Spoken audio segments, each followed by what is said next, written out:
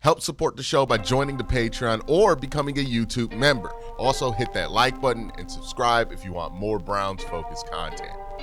The AFC North as we know it was established in 2002 when the NFL decided to go from 6 divisions to 8 divisions to accommodate for the number of expansion teams that were entering the league at that time. Since the AFC North has been created, it has been a pillar of stability, a division defined by coaches who have been there forever, right? The Mike Tomlin, John Harbaugh era that we just walked out of. But before that, there was Bill Cowher and Brian Billick and Marvin Lewis. This has been the division most synonymous with stability at head coach, at general manager, organizationally, and it's what's made the Browns stick out like a sore thumb during most of this era because they were the only team constantly changing their head coach, which made the difference between the Browns and the rest of the teams in the division just feel more and more obvious to Browns fans paying close attention. It wasn't until 2020 when the Browns hired Kevin Stefanski that even the Browns plugged the hole in the stability gap, and that all 4 teams, the Bengals, the Browns, the Baltimore Ravens, and the Pittsburgh Steelers, had coaches who had been there more than 4 years. That is what the division used to be. That is what the division used to be synonymous with. But that is no more because Mike Tomlin stepped down from head coach responsibilities with the Pittsburgh Steelers. John Harbaugh got fired by the Baltimore Ravens. Kevin Stefanski got fired by the Cleveland Browns. Zach Taylor, somehow still there and will for a very long time, I would assume, if he doesn't get fired next year. And it looks like the Bengals have no interest in firing him. They actually extended him a year prior when he did not go over 500. So they're probably sticking with Zach for the long run. He will probably be the longest tenured coach in the AFC North for a very long time. So now the AFC North has a new look, a new face to it, new coaches in places that we are not used to seeing new coaches. I mean, some of you guys might be 17, 18 years old and have literally never known the Ravens with a different coach or have never known the Pittsburgh Steelers with a different coach. So what I want to do in today's video is go through every single hiring that was made in the AFC North and introduce people to the new AFC North and then rank what I think of each of the hires that each team has done. But before I get into that, got to thank my sponsor, Sleeper. So it's Super Bowl week, and I think a fun thing to do with the Sleeper app would be to do at least 5 days of 5 different slips for picks on Sleeper. So every day you watch my channel, I'm going to be going over a different themed pick list that I have in for the Super Bowl. We know I have a complicated relationship with special teams, and some of us might have a complicated relationship with Thursdays. So we want to do some picks here for Thursday on special teams. We got the kickers up here. I'm going to trust the kicker with $5, and hopefully I can make $15 out of it. Got the kicker making 2.5 extra points for Seattle, so 3 extra points for Seattle. And then I have the kicker for the Patriots making over 6.5 points from kicking. So field goal kicks and then extra points as well can make up the difference. Let me know what you think down in the comment section below. But if you want to join the fun, you can join the Sleeper app by using the promo code WORSTTAKE and get a 100% match on up to $100 when you make your first deposit. Make sure you join the Sleeper app. Use my promo code WORSTTAKE. And now let's get back to the video. All right, let's start with the Pittsburgh Steelers. They hired Mike McCarthy to be their head coach and Patrick Graham to be their defensive coordinator. The Mike McCarthy hire is interesting because I think people had an idea of what Pittsburgh was going to do based on what Pittsburgh would do 20 years ago or would do even 30, 40 years ago. The trend with Pittsburgh had been always to consider a up and coming name and go with that, right? Go with somebody that they see can be the guy for the next 10, 15 years. Mike McCarthy is the first Pittsburgh coach who you don't think is going to be around for maybe 20 years, right? Or the same way Mike Tomlin was around for 20 years or Bill Cowher was. Let me see how old Mike McCarthy is. But I don't think he is of age. Yeah, he's 62. So, he's probably not coaching to his 70s, more than likely. So this is one of the more short-term hires that the Pittsburgh Steelers have ever made. Again, if you just go through their history, it doesn't really make sense or fit with what the Steelers have done in the past. It doesn't feel like what people expected the Steelers to do. Now, it is worth noting, there was a lot of hesitancy in this head coach cycle over a lot of the up-and-coming names, right? The Cleveland Browns didn't go with the up-and-coming name. I think only Baltimore went with somebody who was up-and-coming, and that was somebody that they were ultra familiar with, and Jesse Minter, who used to coach for the Baltimore Ravens at one point in time and is a hardball tree guy. So that's a little bit different. But if you look at all the up-and-comings guys, people were a little hesitant on this cycle. So maybe there wasn't just a great crop of up-and-coming guys in this draft, well, not draft class, but head coach class. That all being considered, right, this is not what people expected Pittsburgh to do. But if we're looking at what Pittsburgh's problems have been, does Mike McCarthy make sense? I think on a level, Mike McCarthy makes some sense there. Mike McCarthy is known for his offensive prowess. He is a competent offensive mind. I think the issue with Pittsburgh and Mike Tomlin with fans have been just how stale the offensive philosophy has been under Mike Tomlin. My big question with a guy like Mike McCarthy is, do you worry about the overall body of work and allow that to give you the confidence for this hire? Which I think if you're looking at the overall body of work, I mean, there's a lot to be confident about with Mike McCarthy's offensive ability. Or do we focus in on the recent body of work, which has not been as promising, right? Mike has been fired now multiple times because of offensive performance, right? He got fired in Green Bay because of offensive performance. He got fired in Dallas because of offensive performance. And if you don't believe me, look who they replaced Mike McCarthy with at both stops, right? They bring in LaFleur to replace Mike McCarthy in Green Bay, an offensive-minded guy. And then they bring in Schottenheimer to replace Mike McCarthy in Dallas, who's an offensive mind and did better with the offense this year than McCarthy did last year. So it begs the question, does he still have it? Obviously, he can be competent. Nobody's saying that Mike McCarthy's incompetent.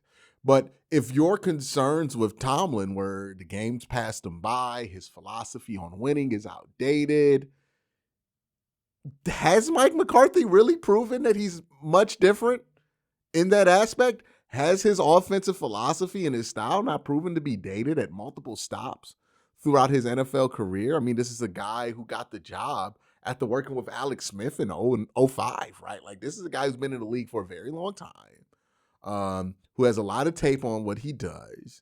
And it seems like after a few years, teams decide to move on from him and replace him with offensive-minded people, which raises a concern to me if you're Pittsburgh. That's the big problem with Pittsburgh. Also, they underperformed a lot on defense. I don't know how much it's going to change defensively, right? Because an organization like Pittsburgh probably wants to keep that part of their defensive identity the same. So I don't know if they switch to a 4-3 or something crazy like that. They've been the style of defense they've been for so long that it's institutional at this point, the style that they play. So probably not going to see much changes there. You have all the stuff with Mike McCarthy that drives people crazy. And then there's the question of, hey, is this the right guy to fix your offense? I have more concern with Pittsburgh's hire than really anything positive about it. I think that the recent history with Mike McCarthy is why you should be concerned. Again, I know people are going to point to he won a Super Bowl, but I mean, Mike Tomlin, he won that Super Bowl, what, a year after or a year before? Mike McCarthy won that one. So, like, if Mike Tomlin's Super Bowl didn't save him from the criticism in Pittsburgh and he won that Super Bowl in Pittsburgh, I really don't get how Mike McCarthy's Super Bowl that he won in that same era in Green Bay is going to save him from any level of criticism that Mike Tomlin wasn't saved from. Yeah, the key word for this hire that people have been saying is uninspired.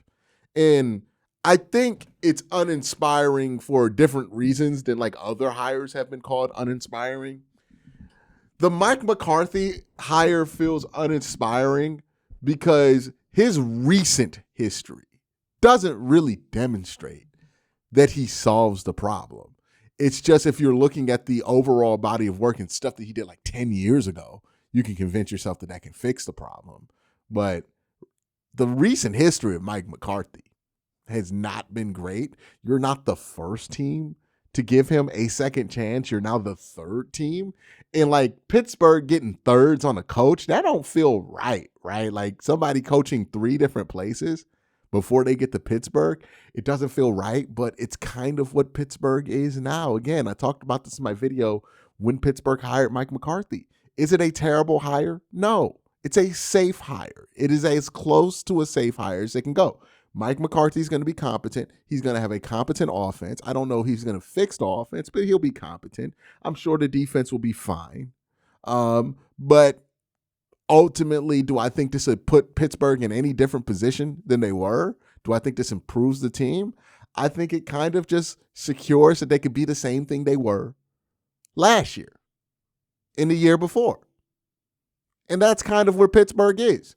They have kind of abandoned the idea of being championship contenders and kind of just settled for this idea of, hey, at least we're not the Browns. And they won't be the Browns from last year, for sure. We'll see if they're better than the Browns this year, but they won't be the Browns from last year. They won't have a top 5 pick or anything like that.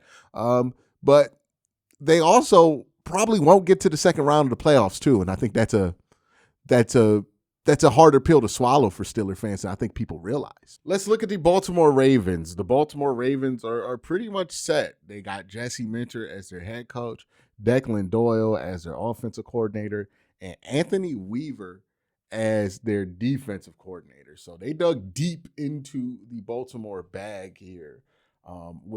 Now, here's my thing with what Baltimore has done. On the surface, it makes some sense, right? Anthony Weaver is a good coach. Jesse Minter was well respected. I do wonder how much of this is based in FOMO, because they did not pass the torch a couple of years ago from John Harbaugh to Mike Macdonald, which a lot of Raven fans at the time wanted to do. I need to point this out. Like, I remember when Mike Macdonald had that year as a defensive coordinator, there were more than just a couple of Raven fans suggesting that the Ravens should move on from John and just promote Mike Macdonald and pass him the torch. And when you look at the success that Mike Macdonald has had, especially this year, getting to the Super Bowl, potentially winning a Super Bowl, then you start to ask yourself, is this them trying to make up for lost time here? Because Jesse Minter, guess where he has a lot of experience? In the Harbaugh tree. Anthony Weaver, their new defensive coordinator. He's been around a lot of places, but one of the places he was around a lot was on Mike Macdonald's staff in Baltimore. So a lot of this to me feels like they wanted Mike Macdonald. They couldn't get Mike Macdonald, right? And that's the interesting theme of every single hire in the AFC North. And even the one guy who didn't get hired, the one guy who didn't get fired, in Zach Taylor. There is a theme of compromise here with every hire. Pittsburgh, they go after Mike McCarthy because in their mind, they wanted to go after somebody young, but nobody young interested them. So they just decided, all right, we'll just go with somebody proven. And they got Mike McCarthy, who will probably be the shortest tenured Steelers coach in Steelers history, or at least recent Steelers history. Then you have Baltimore. It looks like everything that they wanted to do is based around like, hey, man, we really should have kept Mike Macdonald a couple of years ago. Cleveland, right? They were looking at some guys who are like 30 years old, 35 years old. They were looking at Jim Sports. It's easy to say they split the difference and went with Todd Monken. And even Cincinnati, right? Like they don't want to get out there in the market again. They go and they settle for keeping Zach Taylor for another year. It's an interesting departure from what we're used to the AFC North being, which is one of the more aggressive divisions when it comes to front office decisions, when it comes to, head coach hires in the NFL. This is a atypically passive kind of cycle when all three of those jobs were up. And I do think that a lot of what Baltimore has done is kind of that FOMO of like, damn, we really should have went after Mike Macdonald. I worry about that motivating the head coach hire process, and what that's going to turn into if these guys don't prove to be Mike Macdonald, right? I think Jesse Minter's a good hire. I think Jesse Minter's a good defensive coordinator. I think getting Anthony Weaver on your staff, if you're Jesse Minter, is a huge coup. And I do think that there's a lot of good there that's happening with the hires in Baltimore. Probably the best and most technically sound hire of all the AFC North teams. That being said, it is interesting how much this feels like they are hanging on to the idea of they should have just kept Mike Macdonald. All right, let's talk about Cincinnati, who I thought was an interesting team this cycle because they did not fire their head coach. And I would argue of all the four teams in the AFC North, the Bengals had the most reason to fire their head coach. They have the most urgency on the line with Joe Burrow getting older and older and more injured and more injured to get the most out of him. They also have been very disappointing over the last 3 seasons. I mean, like Pittsburgh hasn't won a playoff game in a while. Cincinnati hasn't been to one in like 3 years with an elite quarterback, which is crazy. It just felt like that's the guy who probably should have been fired the most out of everybody. Like, yeah, Kevin probably was up there too, but you could argue with Kevin that he was dealing with an offense that just wasn't finished. And you can't make that argument with Zach Taylor. It's surprising he's the last one that's standing, but it's not because the Bengals are, notoriously frugal. I'm just going to spoil things now. The Bengals going to be ranked 4th in my head coach rankings because I think Zach Taylor's just bad. I don't think he's had a good track record as an offensive mind. I don't think he's had a good track record as a head coach. And I think him keeping his job is kind of a matter of him, 1, lucking into Joe Burrow, and 2, lucking into an ownership group that's too cheap to compete, which can hurt him in the long run if he were a better coach. But he's just the right level of mediocre to where he benefits from that. And it's interesting how the Bengals just keep finding guys who are just good enough to justify keeping for financial reasons.